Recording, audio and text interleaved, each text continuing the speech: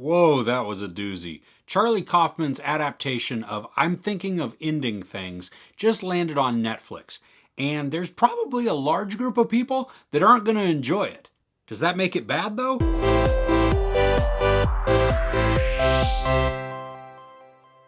A young woman goes on a trip with her boyfriend to visit his parents at their farm for dinner. While there, she begins to question everything she's seeing. Now, this is a spoiler-free review. I do have an explained video because you may want to watch it at some point that I've linked up here and in the description below. But just rest assured that this one isn't going to have spoilers in it. There are 4 real stars in this: Jessie Buckley, Jesse Plemons, Toni Collette, and David Thewlis. They are all spectacular to watch. I mean, they all bring A-games to this film. They add so much to what we're watching. I mean, their performances at times are palpable. This movie is awkward, and sometimes it's even painful for large swaths of time during discussions and just interactions. This is very character-driven, and so you're really going to want to pay attention because it will jack with you. As you watch this, I think it's important to know that this is Jesse Plemons' character, Jake.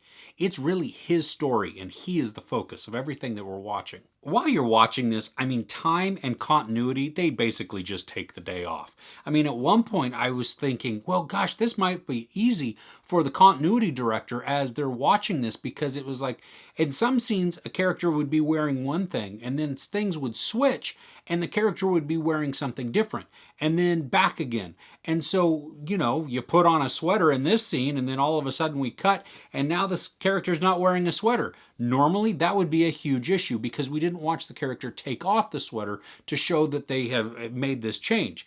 In this, doesn't really matter. I mean, the settings change in this at breakneck speed. I mean, at times, I really felt like maybe I looked away and maybe I missed something, but I didn't. And that's what really plays into everything that we're watching, and it plays to the larger story. There is sadness, despair, loneliness, even futility in a lot of what we're watching. Now, this is a crazy dive into the mind of Jake, but as we're watching this, we don't really know who the true narrator is. And then no matter who it actually turns out to be, we're pretty sure that we're not going to be able to trust them. They're not reliable at all. Now, there are a ton of clues that are given to what we're watching to really help you decipher everything that's going on, and the dialogue plays a key role in this. I mean, it's not clear-cut, and at times it's very dense and almost bordering on boring.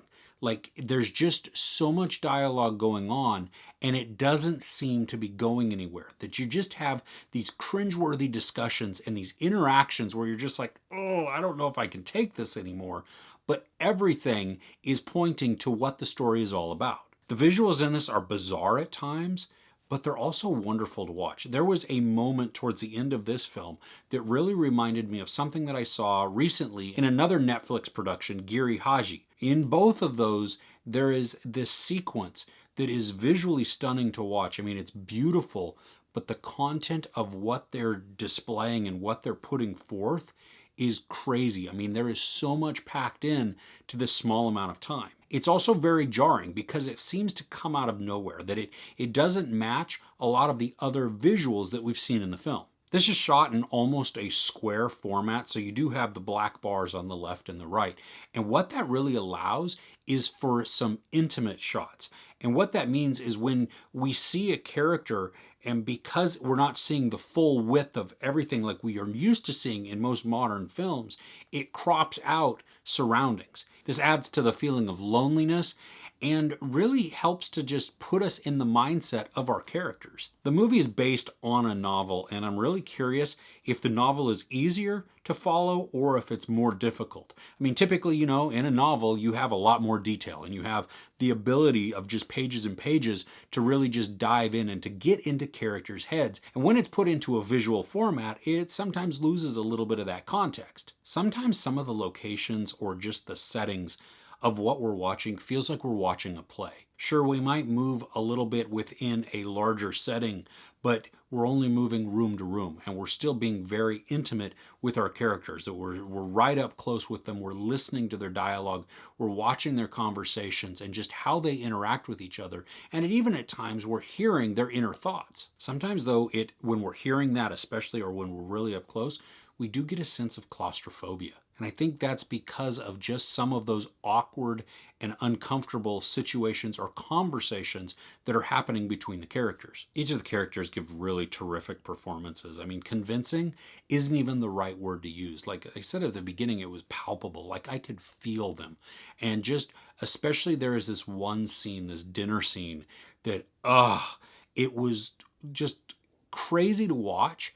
And you felt like you were there, and at the same time you wanted to run away because it was bizarre and it was wildly uncomfortable. As I was watching this movie, I got a lot of sense like I was watching a Terry Gilliam movie. I mean, you have all of the oddness, but then take away the zaniness that he would sometimes put in. This is 2 hours and 14 minutes long, and at times it does feel a little bit long. I mean, it is very dialogue heavy, it is very dialogue driven, and our characters really are, I mean, they're the focus of it. There's not a ton of action throughout a lot of it that's going on. I mean, there are visual clues, there is some visual interactions. I mean, the characters are doing things. It's not like they're just static or just sitting down and that's the only thing going on. But as they go through each scene and the interactions continue to build and build, and then weirder stuff begins to happen, you find yourself scratching your head like, what in the crap am I watching? But I do think if you're able to stick it out, that you will be drawn in to the drama and the intrigue. You may not like it at the end, and you may scratch your head and go, I'm not even sure this was worth it. But it is an interesting watch. And ultimately, once I kind of dissected a little bit and had some discussions, it really is deep.